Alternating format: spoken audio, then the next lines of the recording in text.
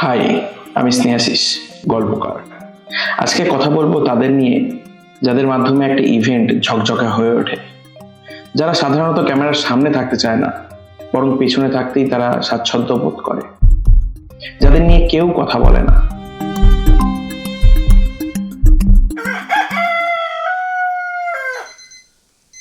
একটা ছবি শুধু ছবি নয়, একটা মুহূর্তের গল্প। আর একটা ভালো ভিডিও মানে শুধু ক্যামেরা নয়, সেটাকে জীবন্ত করে তোলা। আজ একটা স্পেশাল দিন, একটা রাইস সেরেমনি শ্যুট। আজ বলবো তাদের কথা, যাদের আলোয় সব উজ্জ্বল হয় কিন্তু তারাই থাকে অন্ধকারে। আজকের গল্পের নায়কদের আমার আপনার বাড়ির অনুষ্ঠানে সবসময় চকচকে আলোর বাইরেই দেখা যায় কিছুটা এরকম নামে: রাঁধুনি, ইলেকট্রিশিয়ান, ডেকোরেটর, বাজনাওয়ালা ইত্যাদি।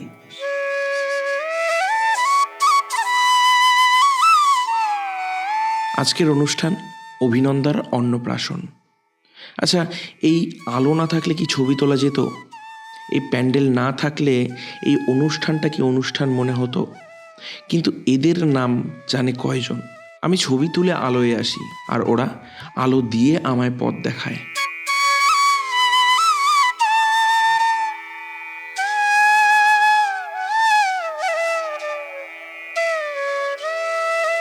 ইনি অমল কাকু, কারো কাছে ইলেকট্রিশিয়ান, আবার অনুষ্ঠান বাড়ির জাদুকর। কারণ এই যে লাইটগুলো ঝুলতে দেখা যাচ্ছে, এগুলো ঠিক একটা তুড়িতে এরকম হয়ে যাবে। ইনি মালতী মাসি, সঙ্গে সহযোগী লালটু। সকাল থেকে রান্নায় লেগে গেছে।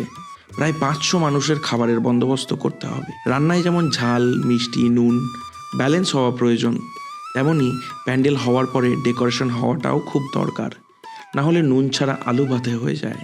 আর ঠিক তাই সকাল থেকে কাজ শুরু করে দিয়েছে ড্রিম ইভেন্ট ডেকরের সদস্যরা। সন্ধে হলেই সুন্দর করে প্রেজেন্ট করতে হবে যে।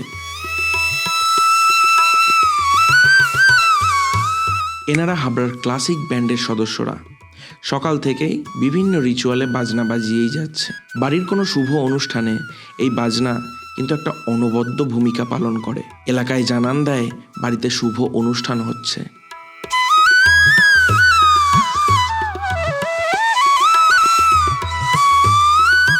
আর এই যে আমরা, কারো কাছে ক্যামেরাম্যান, আবার কারো কাছে ফটোগ্রাফার, আবার কারো কাছে গল্পকার।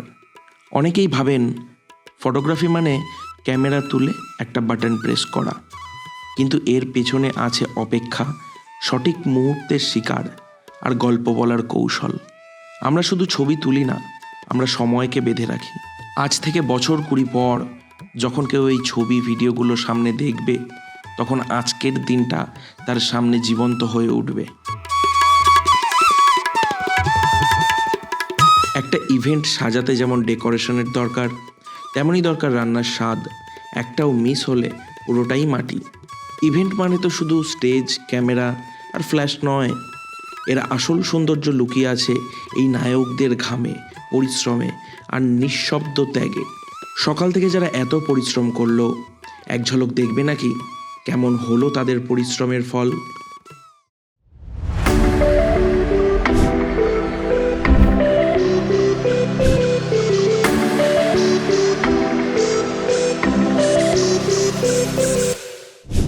ভিডিওটা দারুণ হয়েছে, তোমরা শর্ট টাইমে যা করে দিয়েছো, মানে বলার কিছু ভাষা নেই। কেউ পড়াশোনার বয়সে দায়িত্ব কাঁধে তুলে নেয়, আবার কেউ রুটি রুচির টানে, কিন্তু সকলেরই লক্ষ্য থাকে একটা ইভেন্ট যেন সুন্দরভাবে সম্পন্ন হয়। অতিথিরা কোনো আপ্যায়নে যেন ত্রুটি না পায়, তবেই তো একটা ইভেন্টের কাজ সফল হয়। আজকের গল্প যদি তোমার ভালো লেগে থাকে, তাহলে পরের বার যখন কোনো অনুষ্ঠানে যাবে, একবার অন্তত এই মানুষগুলোকে একটা হাসি দিয়ে ধন্যবাদ জানিও। আচ্ছা, ভ্লগ ভালো লাগলে কমেন্টে জানিও কিন্তু। আর যদি এরকম ভিডিও আরও দেখতে চাও, প্লিজ সাবস্ক্রাইব করে দিও। আজ তবে এখানেই শেষ করি। ধন্যবাদ তোমাদেরও এতক্ষণ ভিডিওটা দেখার জন্য।